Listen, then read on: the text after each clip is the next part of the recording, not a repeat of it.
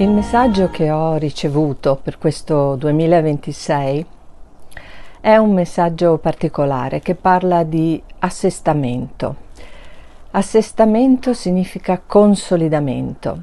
I maestri ci invitano a consolidare, a rafforzare la nostra connessione tra il cielo e il nostro radicamento con la terra. In altre parole, il messaggio di assestamento significa che, come era stato anche detto prima rispetto al messaggio sulla cometa 31 Atlas, ci saranno molti cambiamenti, sono già in corso molti cambiamenti e questi cambiamenti sono inevitabili e non sono contro di noi, ma sono proprio un processo, il vecchio che deve morire per far spazio al nuovo, e quindi sempre più i maestri ci invitano a rafforzare la nostra connessione. Cosa significa questo in termini pratici? Significa vivere sempre più dal nostro cuore, dal nostro spirito, cioè vivere sempre più pensando, parlando, vedendo le cose come quello che siamo, cioè esseri molto potenti, esseri spirituali incarnati.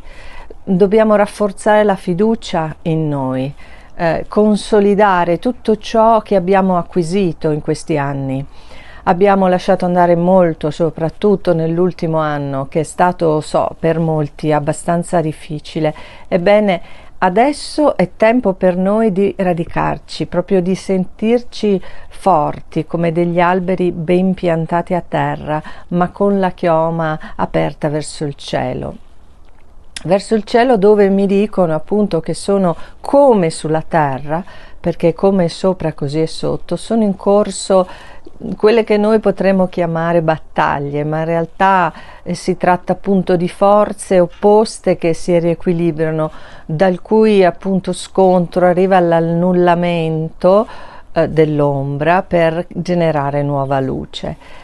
Ecco, diciamo che noi stiamo vivendo in questo periodo veramente un periodo che ci mette a dura prova, però ve lo ricordo, abbiamo scelto di farla questa esperienza, e perciò dobbiamo sempre ricordarci che siamo qui temporaneamente, almeno nel corpo fisico, per affrontare dal punto di vista della nostra forza spirituale tutto quello che accade e cercare di portare sempre luce, sempre amore, sempre forza, perché se ci facciamo agganciare da quello che ci viene proposto oggi dai nostri mezzi di comunicazione principali, questi mezzi tutti non fanno altro che fomentare la divisione e l'odio per far sì che noi diventiamo più deboli.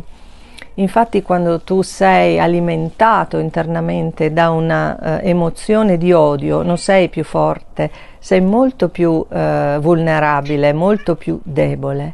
Ecco, assestamento significa anche rafforzarsi, cioè rendersi sempre più conto che noi siamo i creatori della nostra realtà e quello che vediamo fuori ha a che fare con quello che dobbiamo aggiustare dentro. Non siete soli, non siamo soli, siamo sempre di più noi esseri umani che ci risvegliamo alla nostra intelligenza spirituale, alla nostra intelligenza emotiva, alla nostra capacità di andare oltre l'apparenza e vivere al meglio in questo meraviglioso pianeta così generoso che ci ospita. Mille benedizioni.